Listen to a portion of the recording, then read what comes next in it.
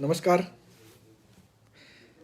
मैंने आप सब लोगों के से निवेदन किया कि आज मैं कोई महत्वपूर्ण घोषणा करूंगा, तो मैंने फेसबुक पोस्ट डाली और फेसबुक पोस्ट डालने पर बहुत सारे साथियों ने कमेंट किए। उसमें लगभग 300 के आसपास कमेंट थे और कुछ लोगों ने कहा कि बीजेपी ज्वाइन करने की घोषणा करेंगे, किसी ने कहा कि कोई संन्यास लेने की घोषणा करेंगे, क्या करेंगे मुझे नहीं पता।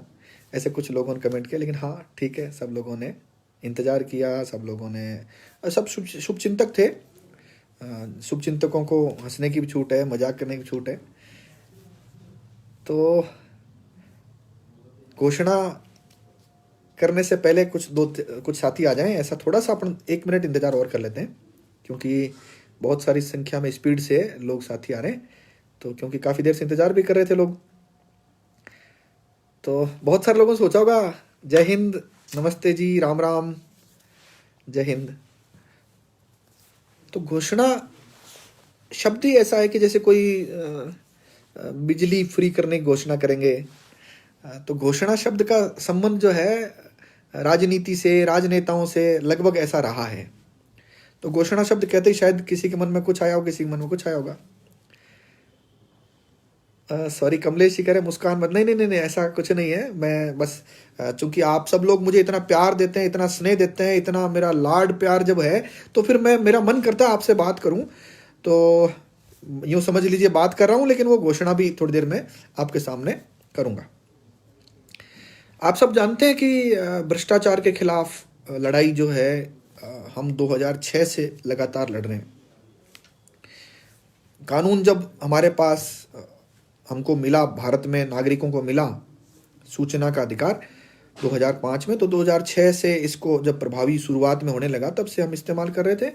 और उसके बाद भ्रष्टाचारियों से लड़ाई शुरू हुई, भ्रष्टाचारी लड़ाई शुरू हुई तो अखबार में नाम छपने लगा। तो 2006-07 और लगातार, मैं बीकानेर का रहने वाला हूँ, तो वहाँ चर्चा थी कि भाई ये कुछ नहीं है, सब चुनाव लड़ने के लिए कर रहा है। तो हर आदमी कयास लगाता है कि भाई कोई आदमी भ्रष्टाचारियों के खिलाफ लड़ रहा है, मुकदमे कर रहा है, परेशान हो रहा है, भ्रष्टाचारी भी इसको परेशान कर रहे हैं, तो ऐसे कोई बिना स्वार्थ का ऐसा कोई करता थोड़ी है, लोगों को जागरूक करता थोड़ी है, लोगों के सामने भ्रष्टाचार के दस्तावेज लाता थोड़ी है। हर आदमी के मन में सवाल उठता है, भाई ऐसा कोई करता नहीं है तो ये क्यों कर रहे हैं। तो चुनाव लड़ना चाहता है। ये बीकानेर में आम चर्चा 2006 से शुरू हुई। 2007 और 2008 चुनाव आ गए, चुनाव निकल गए। हमने तो किसी नेता के साथ फोटो ही नहीं खिंचाई जा करके, किसी से टिकट नहीं मांगी। फिर 2010 की परिस्थितियां आई, मैंने 8 महीने फरारी काटी। मैं इन सबको, भ्रष्टाचारियों को, गुंडे बदमाशों को हरा करके और हाई कोर्ट से जीत करके आया। उसके बाद 2011 का वो अवसर आया जिसमें पूरे देश में भ्रष्टाचार खिलाफ आंदोलन चल रहा था, इंडिया अगेंस्ट करप्शन के नाम से। अन्ना हजारे अनशन पर बैठे, हम लोग भी अनशन पर बैठे, और हजारों लाखों की भीड़ पूरे देश में हर शहर में इकट्ठी हुई। हम भी उसके केंद्र में थे। लोगों ने वहां भी कहा नहीं नहीं कुछ नहीं, सब नाटक हैं, ये तो चुनाव लड़ना चाहते हैं। तो उस समय कांग्रेस सरकार थी, तो लोगों ने कहा साहब बीजेपी से टिकट मांगेगा। 2012 के बाद 13 फिर चुनाव आ गए, हमने तो फिर भी चुनाव नहीं लड़ा। फिर बोले साहब कोई बड़ी प्लानिंग है, चुनाव तो लड़ेगा कहीं ना कहीं से। फिर मैं बीकानेर से जयपुर शिफ्ट हो गया, तो लोगों ने कहना शुरू कर दिया साहब ये तो अब जयपुर से चुनाव लड़ेगा, साहब इसकी प्लानिंग तो जयपुर से चुनाव लड़ने की है। बीजेपी सरकार, जब कांग्रेस सरकार थी 2010, 11, 12 जब भी थी, तब तो बोले बीजेपी से टिकट लेगा, और पूरे 5 साल बीजेपी में ये कहा गया कि चुनाव लड़ना चाहता है, कांग्रेस से टिकट लेगा या कम्युनिस्ट पार्टी से टिकट लेगा। फिर कांग्रेस चुनाव फिर आ गए, फिर चुनाव निकल गए। फिर बोले साहब इसकी कोई बड़ी प्लानिंग है, कोई ऐसे तो कोई करता नहीं है, कोई किसी को जागरूक करता है कि ऐसे कोई बिना किसी स्वार्थ के। तो फिर 2018 के चुनाव आ गए, इसने तो फिर भी किसी नेता से बात नहीं करी, किसी नेता के साथ फोटो नहीं खिंचाई, कभी टिकट नहीं मांगी, कोई चुनाव नहीं लड़ा। तो कांग्रेस सरकार आ गई, बोले अब मुझे, अच्छा बीजेपी कार्यकाल, बोले साहब कांग्रेस का आदमी है, क्योंकि हम लोग उस समय भ्रष्टाचार के खिलाफ लड़ रहे थे। 5 साल में हबीब खान गोरान को घर भेजा, हबीब खान गोरान के खिलाफ मुकदमे दर्ज कराए। तो उनको लगा कि ये जो है, कुछ लोगों को लगा बीजेपी का आदमी है, बीजेपी वालों ने कहा कांग्रेस का आदमी है। फिर 2018 के चुनाव आ गए, फिर ये आरोप चलते रहे, किसी ने कुछ कहा, किसी ने कुछ कहा, ये चलता रहा मामला। हम लोग हमारे काम में लगे रहे। वो काम था लोगों को जागरूक बनाने का। हमारी समझ ये कहती है हम सब साथियों की कि पॉलिटिक्स में बहुत सारे अच्छे लोग आए और गए, लेकिन कोई बड़ा बदलाव नहीं कर पाए, ये आप जानते हैं। और वो भी इस कीचड़ में सन गए और आज उस कीचड़ का हिस्सा बन गए। 2018 के चुनाव हो गए, उसके बाद कांग्रेस सरकार राजस्थान में आ गई, तो बोले साहब ये तो बीजेपी का आदमी है, तो कोई बीजेपी की बात करने लगा। फिर मैंने एक दिन लिखा कि कांग्रेस वाले चोर होते हैं और बीजेपी वाले डकैत होते हैं, और इस स्क्रीनशॉट को संभाल लीजिए, संभाल के रख लीजिए, ताकि कोई बीजेपी वाला मुझे टिकट नहीं दे। तो लोगों ने कहा ये तो आरएलपी का आदमी है, किसी ने कहा बसपा का आदमी है, किसी ने कहा आम आदमी पार्टी का आदमी है। और मैं हाथ हाईकोर्ट के चीफ जस्टिस को एक उस आर्ग्यूमेंट में चीफ सर 1,33,00,000 लोग मुझे देखते हैं फेसबुक पर, मैं कैसे बता सकता हूं कि कौन क्या कमेंट करेगा, क्या लाइक करेगा? ये मैंने आर्ग्यूमेंट में बोला, और इस बात का दस्तावेज है मेरे पास, ये मैंने आर्ग्यूमेंट में बोला। आप सोचिए, अगर मैंने 2006 के बाद कोई भी चुनाव लड़ लिया होता तो क्या इतना प्यार स्नेह आशीर्वाद मुझे मिलता? और मैं इस बात से कई बार अपने आप को गौरवान्वित महसूस करता हूं, इतना प्यार स्नेह शायद राजस्थान में तो किसी को नहीं मिला। देश भर के लोग कहीं ना कहीं मुझे आशीर्वाद देते हैं, और चुनाव लड़ लिया होता तो ये दृश्य नहीं हो सकता। हमने सोसाइटी को सर्व करने के लिए, लोगों को जागरूक करने का जो अभियान लिया, उस अभियान में अनेकानेक लोगों को जोड़ा जो नॉन पॉलिटिकल लोग थे। उनमें से कुछ लोग जैसे थोड़ा थोड़ा एक्टिविस्ट बनता है तो वो तुरंत चुनाव लड़ने की कोशिश करता है, कोई सरपंच का लड़ता है, कोई पंचायत समिति का, एमएलए के भी कोशिश करते हैं, कई लोग ऐसे लड़ते हैं। मुझे उनसे भी कोई नाराजगी नहीं है, कोई चुनाव लड़ना चाहता है, उनका विषय है, उनकी रुचि है, वो लड़े। 2006 से लेकर आज 2022 तक आ गया, हर बार कयास लगाए, सर इस बार लड़ेगा, वो कह रहा है अगली बार लड़ेगा, कोई कहता है बीजेपी से लड़ेगा, कोई कहता है कांग्रेस से, कोई आरएलपी, बसपा, आप, ये सब चीजें कर चलती रही, हम हमारा काम करते रहे। इसी दौरान हमने देखा कि ओवरऑल व्यवस्था कोलैप्स हो गई है। ये बात बीजेपी कांग्रेस की नहीं है। हमने देखा कि पूरी व्यवस्था, पूरी कानून व्यवस्था भ्रष्टाचार की भेंट चढ़ गई है, व्यवस्था समाप्त हो गई है। कितना भी चिल्ला लो, इन बेशर्म नेताओं के कोई फर्क ही नहीं पड़ता। तो फिर एक वर्ग ऐसा था जो सच में ताकतवर था।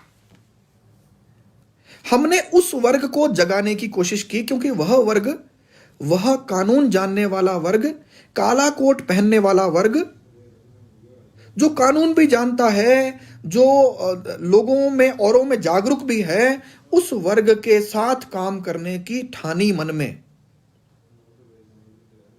अब जिन्होंने वर्षों पहले काला कोट पहन लिया, वो तो पके पकाए लोग थे, उनमें तो कोई इस तरह का अच्छा वायरस डाला नहीं जा सकता था। हमने काले कोट वाले जो युवा लोग थे, जो कम उम्र के लोग थे, जो अचानक इस पेशे में आए ही थे, उनको कहा कि समाज में काले कोट की इज्जत बढ़नी चाहिए कि नहीं बढ़नी चाहिए। तो मैंने एक बार पहले फेसबुक पर डाला तो हजारों लोगों ने मेरे साथ खड़े होकर, हजारों वकीलों ने खड़े होकर कहा हम आपके साथ हैं, आप हमें रास्ता दिखाइए कि किस प्रकार से समाज में काले कोट की इज्जत बढ़े, आदर्श वकालत कैसे करें। लोग मुझे कहते हुए कहीं गुरेज नहीं है कि सच बता रहा हूं आपको, जब मैं जयपुर आया था तो मुझे किराए पर मकान, फ्लैट चाहिए था। मुझे पूछा जाता था कि क्या करते हैं, बोले, मैंने कहा साहब मैं वकील हूं, तो उन्होंने कहा साहब हमारे तो किराया देना नहीं है। मुझे कहा दूसरी जरूरत नहीं। और दलाल से जब बात की कि किराए मकान दिला दीजिए, तो दलाल कहता है आप बताना मत कि आप वकील हो, नहीं तो कोई किराया देगा नहीं। मकान किराए पर नहीं मिलता, लोन नहीं मिलता। और इससे भी थोड़ा आगे बढ़कर हम बात करें तो हमको कोई मतलब रिश्ते की बात करें तो हमारे बेटा बेटी को रिश्ता करने में भी लोग हिचकते हैं। इस स्थिति तक काला कोट पहुंच गया था। ये वह वर्ग था जिसने आजादी में भयंकर भूमिका निभाई, महत्वपूर्ण भूमिका निभाई। तो उनको जोड़ने के लिए हमने एक योजना बनाई, यूथ एडवोकेट्स एसोसिएशन। अब आप जानते हैं सवाल तो मैं तो हर बार, हर कुछ दिन बाद सवालों के जवाब देता रहता हूं, लेकिन उसमें हमने जब योजना बनाई तो उसमें कह दिया कि भाई 40 साल की उम्र तक का कोई भी वकील, या जिसकी 10 साल की वकालत हो गई है, मतलब 10 साल से ज्यादा नहीं है, चाहे उम्र उसकी 70 साल है, लेकिन वकालत उसकी 10 साल से कम है, यानी रजिस्ट्रेशन जो हुआ ना बार काउंसिल में वह 10 साल से कम का है। उनको इस संस्था में, इस यूथ एडवोकेट एसोसिएशन में हम लोग जोड़ेंगे। फिर सवाल आया, दो तरह के लोग और थे जो लॉ कर रहे हैं, law first year, LLB first year, second year final, या कुछ लोग 5 ईयर कोर्स कर रहे थे। उन्होंने कहा साहब हम भी तो इसका हिस्सा है, आने वाले समय में हम काला कोट पहनेंगे, हम कुछ अच्छा करना चाहते हैं। तो हमने कहा भाई स्टूडेंट्स विंग की एक अलग से रचना करेंगे। उसके बाद सवाल खड़ा हुआ कि साहब जिन्होंने एलएलबी कर रखी है, जो जागरूक व्यक्ति हैं, या एलएलबी नहीं कर रखी जागरूक व्यक्ति, उनकी भी एक अलग से विंग बनाई जानी चाहिए।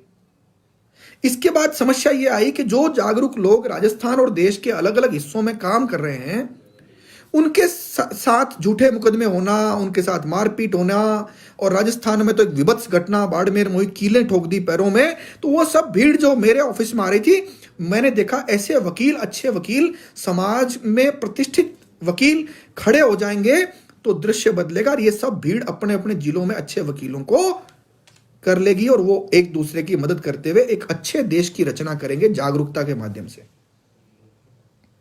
फिर सवाल खड़ा हो गया, क्या सवाल खड़ा हो गया कि गोवर्धन सिंह तो बार काउंसिल का चुनाव लड़ना चाहता है। बार काउंसिल ऑफ राजस्थान का जो 25 मेंबर बनते हैं, इसने पहले भी, ये हमारे कुछ वरिष्ठ साथियों ने कह दिया, अरे भाई कुछ नहीं, सब नाटक कर रहा है भाई, हमने इसके नाटक वर्षों से देखे हैं, कुछ भी नहीं है, ये वकीलों को इकट्ठा करके और बार काउंसिल ऑफ राजस्थान का चुनाव लड़ना चाहता है, पूरे राजस्थान के वकील इसको वोट देंगे और बाद में बार काउंसिल मेंबर बन जाएगा। फिर सवाल आ गया, आरोप भी लगा दिया गया, हम जिस स्वच्छ मंशा से आए थे, काले कोट वालों को संगठित करके और इनसे देश के हित में, राष्ट्र के हित में, जनता के हित में काम करवाएंगे, इस संगठित शक्ति को खड़ा करके इस काले कोट का सम्मान और बढ़ाएंगे। उस मंशा पर इस आरोप से पानी फिरने लगा धीरे धीरे। हालांकि कुछ हजारों लोग जो जुड़े थे वो तो जुड़े हुए हैं, लेकिन यह अफवाह भी बहुत तेज गति से कुछ बेईमान लोगों ने, कुछ हमारे ही वरिष्ठ साथियों ने फैलानी शुरू की। मैं घोषणा यह करने आया हूं, 2006 से लेकर 2022 आ गया भाई, तो वो आरोप मेरे पर फिट नहीं बैठे। बार काउंसिल ऑफ राजस्थान, जब ये मैं यूथ एडवोकेट एसोसिएशन की बात कर रहा हूं, उससे पहले चुनाव लड़ चुका हूं मैं, तो लोगों ने कुछ नहीं कहा, चुनाव लड़ चुका है फिर लड़ेगा, इसलिए ये बातें कर रहे हैं। जब मैंने चुनाव लड़ा तब मैं 1 साल का वकील था, मात्र 1 साल की वकालत थी मेरी, और जितने लोग मुझे देख रहे हैं उनमें सबको पता है कि मैंने वकीलों का वोट लेने के लिए किसी को शराब नहीं पिलाई, किसी को पार्टी नहीं दी, किसी को मांस नहीं खिलाया, किसी को पैसे नहीं दिए, और किसी सिंगल आदमी को इसलिए नहीं कहा कि आप मेरी जाति के इसलिए मुझे वोट दीजिए। इसके बावजूद परिणाम क्या रहा बता दूं आपको, 18 जिलों से मुझे फर्स्ट प्रायोरिटी के 126 वोट मिले, और राजस्थान का ऐसा कोई जिला नहीं है जहां पर मुझे अदर प्रायोरिटी के वकीलों के वोट नहीं मिले थे। सवाल था इस काले कोट की, क्योंकि आज मैं काले कोट में आ गया, और काले कोट की इज्जत नहीं बढ़ेगी तो मेरी इज्जत कहां से बढ़ेगी, नहीं बढ़ेगी। तो फिर सवाल, जब अफवाह शुरू हुई, आरोप लगने शुरू हुए, अब मैंने निर्णय लिया कि मैं बार काउंसिल ऑफ राजस्थान का चुनाव जीवन में नहीं लड़ूंगा। यही महत्वपूर्ण घोषणा इसलिए करने आया हूं, आप मेरे साथ कंधे से कंधा मिलाकर खड़े होइए। काले कोट में जितने जूनियर लोग हैं, जितने युवा वकील हैं, उनकी आजीविका चलाने की जिम्मेदारी जनता उठाए, और ये आदर्श वकील काले कोट में जितने लोग हैं और काले कोट की न्यायपालिका की प्रतिष्ठा में वृद्धि करेंगे। मैं दावा कर रहा हूं, आज वकील के नाम पर जो इतना पढ़ा लिखा है, इतनी कानून की किताबें पढ़ लिख करके जब समाज में आता है तो उसका भय तो होता है, उसकी योग्यता की पहचान होती है, कानून को जानने की पहचान होती है, लेकिन वह समाज के हित में तब नहीं करता जब उसको लगता है मैं समाज के हित में क्यों करूं, समाज क्या करता है भाई। तो उस व्यक्ति में यह भावना, समाज के हित की भावना, देश के हित की भावना आएगी, यह काम यूथ एडवोकेट्स एसोसिएशन करेगी। तो मेरे पर जो अंतिम आरोप बचा था कि ये बार काउंसिल ऑफ राजस्थान का चुनाव लड़ने की कोशिश कर रहा है, उससे पहले इन्होंने कहा एमएलए का चुनाव लड़ने की कोशिश कर रहा है, वो जब सारे आरोप खत्म हुए तो ये आरोप आए हैं। मैं हाथ जोड़कर विनती करता हूं कि अगर मैं गलती से बार काउंसिल ऑफ राजस्थान का चुनाव लड़ लूं मैं, तो आपसे विनम्रता से आग्रह कर रहा हूं कि मुझे एक भी वकील, एक भी वोट मत देना। लेकिन क्या करना, करना इतना सा है कि इस काले कोट की इज्जत वो बढ़े, समाज में न्यायपालिका की इज्जत बढ़े, वो सब काम हमको करना है। समाज अंतिम आस के रूप में न्यायपालिका यानी हमारी तरफ देखता है, वकीलों की तरफ देखता है। कितना भी कम नंबर से पास हुआ व्यक्ति, उसको कोर्ट में और बाहर वकील साहब बोला जाता है। तो इस प्रतिष्ठा को वापस सोसाइटी को हम क्या देंगे? तो हम वापस सोसाइटी को ये देंगे, समाज के हम जागरूक लोग, हमारे गांव, जिले, शहर, कस्बे और राज्य, देश में अन्य जो साथी हैं, जो अवेयर नहीं हैं, जिनके साथ अन्याय होता है, उनको न्याय दिलाने की कोशिश करेंगे। ऐसी संगठित शक्ति यूथ एडवोकेट्स एसोसिएशन जो बन रही है, उसमें उन सब अच्छे वकीलों का नाम हमारे तक पहुंचाइए। उस संस्था में उनको सदस्यता दिलाएंगे मात्र 100 रुपए के शुल्क पर। और हर उस अच्छे व्यक्ति को वो काम तो कर ही रहे हैं, अच्छा कोर्ट में काम करते हैं, कानून जानते हैं, समाज में वो किसी भ्रष्टाचारी से डरते नहीं हैं, पुलिस से नहीं डरते हैं वकील। बस उनको सोसाइटी के लोगों को जोड़ना है और सोसाइटी के लोगों को ठीक राह दिखाते हुए जागरूक करना है। इतना सा काम हम वकील मिलकर करेंगे, सोसाइटी हमारे साथ खड़ी हो, हम सब लोग मिलकर सोसाइटी को सर्व करेंगे। मुझे बताइए, मैं रोजाना ऑफिस आता हूं, रोजाना कोर्ट जाता हूं, अगर मैंने 2 कागज एक्स्ट्रा लिख दिए तो क्या मेरी कुछ नुकसान हो जाएगा क्या? मुझे अगर एक कानून बना दिया जाए भारत में, हर वकील को अपने काम का 10% हिस्सा फ्री में करना पड़ेगा, बताइए किस वकील को जोर आएगा? किसी को जोर नहीं आएगा। तो आप जितने लोग मुझे देख रहे हैं, जितने लोग नहीं देख पा रहे हैं या बाद में देखेंगे, उन सब से मेरा आग्रह है, हर एक उस युवा वकील तक मुझे पहुंचाइए, हर उस जूनियर वकील तक मुझे पहुंचाइए जो आज कहीं न कहीं निराश कई कारणों से बैठा है।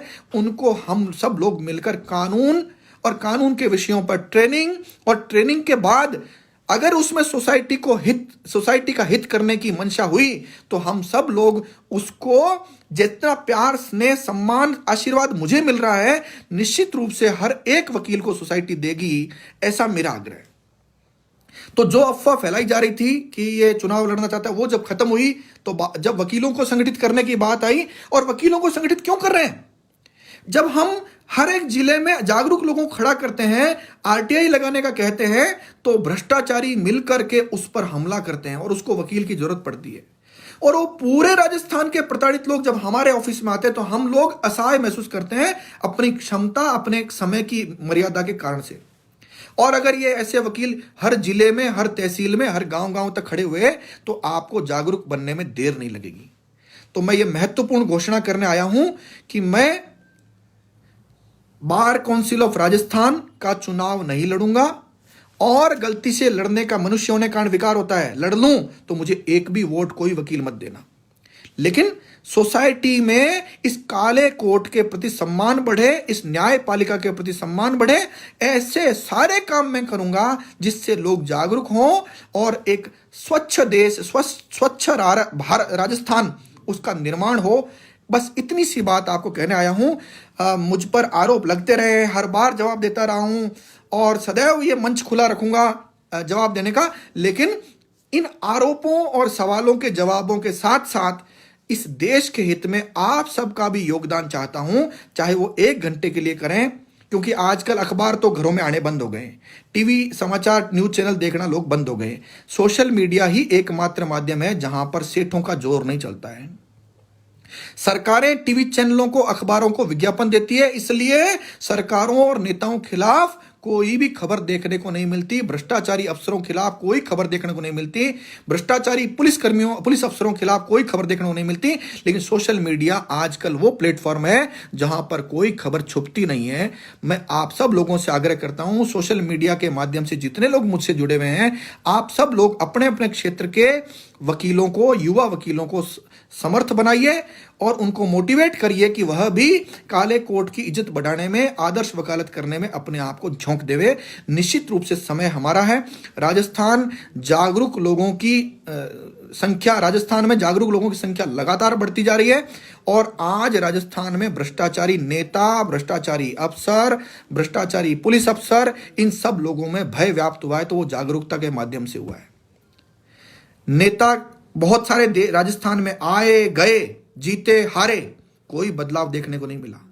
और अगर आपको लगता है बदलाव नेताओं से आएगा तो राजस्थान में नेता मौजूद है, विपक्ष भी मौजूद है, पक्ष भी मौजूद है, कोई भी सुनवाई कहीं पर नहीं हो रही किसी की।